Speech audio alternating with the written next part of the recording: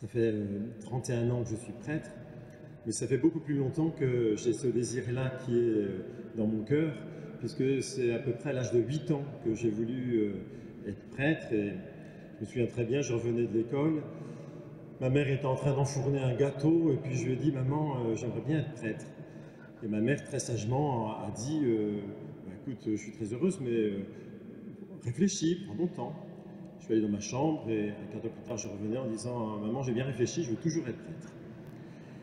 Pourquoi est-ce que j'ai voulu être prêtre à 8 ans? J'en sais rien. Je ne sais pas du tout pourquoi. Je crois que j'aimais la messe, encore aujourd'hui d'ailleurs. Il y avait un prêtre ami de la famille qui venait, peut-être que ça m'a attiré.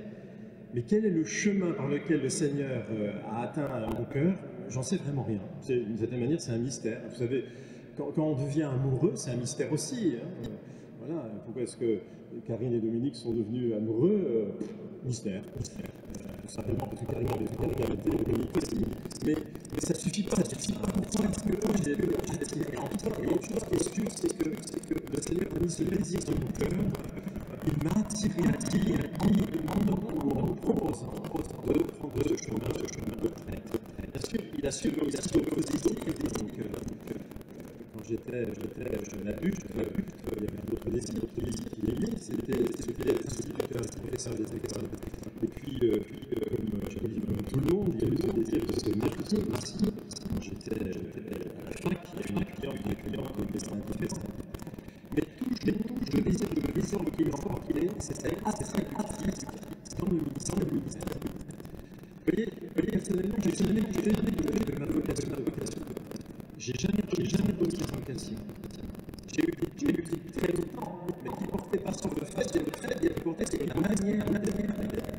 Est-ce que le Seigneur a eu une vie de religieux, ou est-ce qu'il m'appelait à une vie de prêtre religieux, moine, dans une communauté?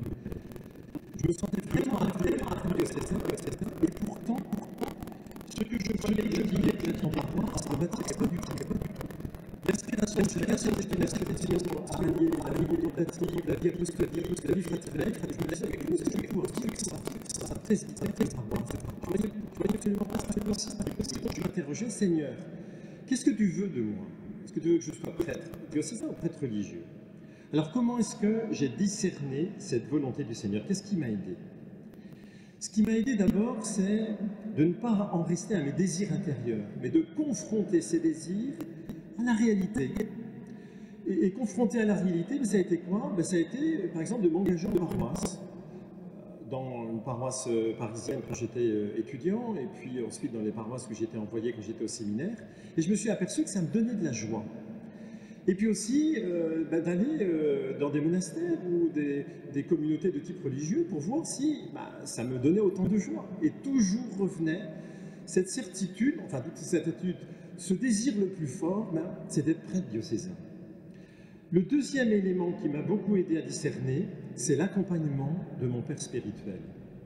Et notamment parce qu'il m'a aidé à distinguer entre ce qui est de l'ordre psychologique et ce qui est de l'ordre spirituel. Et je vous donne un exemple.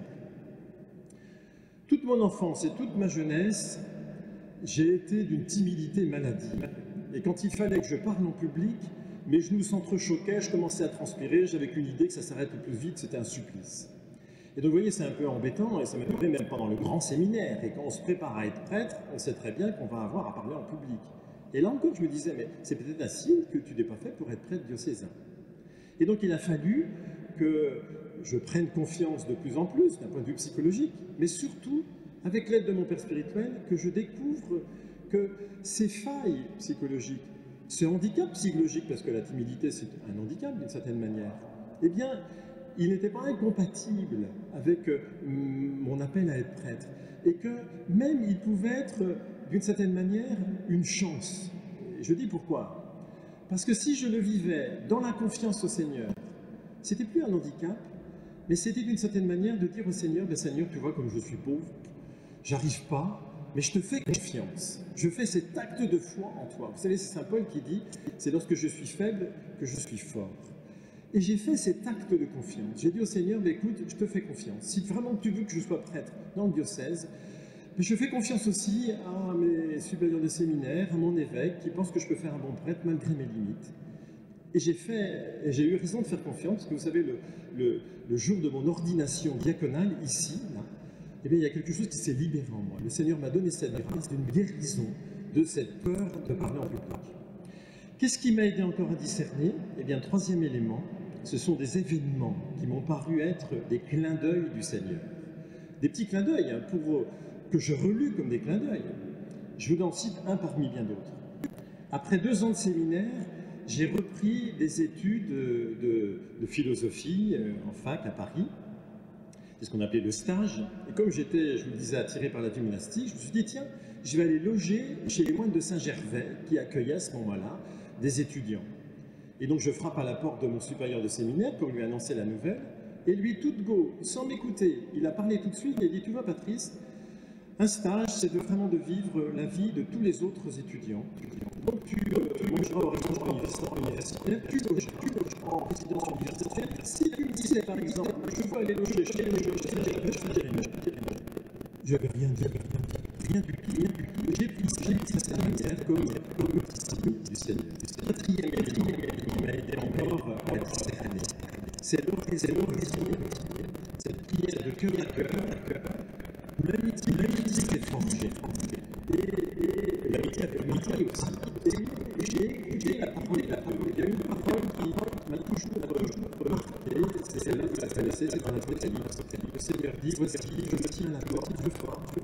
Celui qui m'entend, qui ouvre la porte, moi j'entrerai chez lui, je m'assoirai près de lui, et je prendrai mon repas avec lui. C'est une phrase qui m'a toujours aidé à discerner le sens de ma vocation. Et encore aujourd'hui, dans mon ministère, c'est une phrase qui m'aide. Et pour moi, la vocation, c'est d'aider les gens à laisser l'Église compter chez eux. Vous voyez, si vraiment vous voulez discerner cette vocation, faites oraison. Demandez à votre père spirituel, vous avez tout un père spirituel, bien sûr. Demandez à votre père spirituel qui vous laisse à entrer dans votre raison. Pourquoi une des raisons, c'est celle-ci. Sans l'horizon, je me laisse guider par le Seigneur. Je me laisse guider par le Seigneur. Et tout l'enjeu du discernement, il est là. Est-ce que je me laisse guider par le Seigneur? Est-ce que vraiment, c'est moi qui dirige la vie comme je l'entends, ou est-ce que c'est toi, Seigneur, qui va prendre des rênes? Est-ce que je fais ça, je dis Seigneur, ou est-ce que je la garde pour moi? Est-ce que je fais ta volonté, ou est-ce que je fais ce que la mienne? Et bien, vous savez, ces questions-là, je me les pose.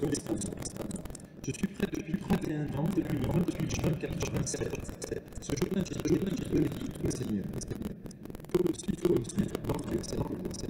Et pourtant, chaque jour, je suis tenté de reprendre les rênes de pédagogie, tout seul, sans personne.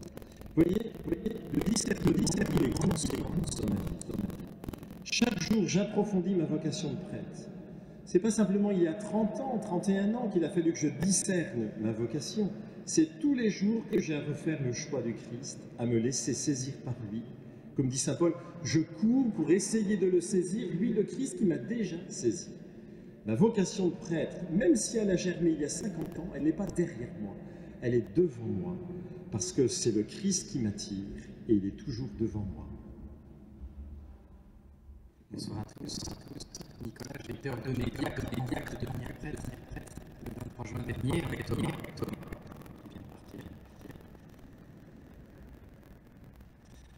Votre témoignage, je partagerai à 3 points fortes. La première est que, comme vous, je comprends le mystère. C'est sur l'origine de ma vocation. Pourquoi moi? Je suis bien incapable de vous dire. Mais je rends grâce à Dieu pour l'accueil qui m'a adressé cette histoire de Noël. Et comme vous, j'avais mis temps.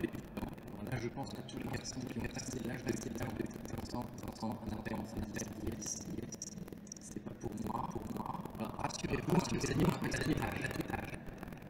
Et c'est peut-être ce soir. Comme pour vous, tout au long de mon adolescence, de ma jeunesse, a semé d'autres désirs dans mon cœur. Je n'ai pas voulu être un protecteur.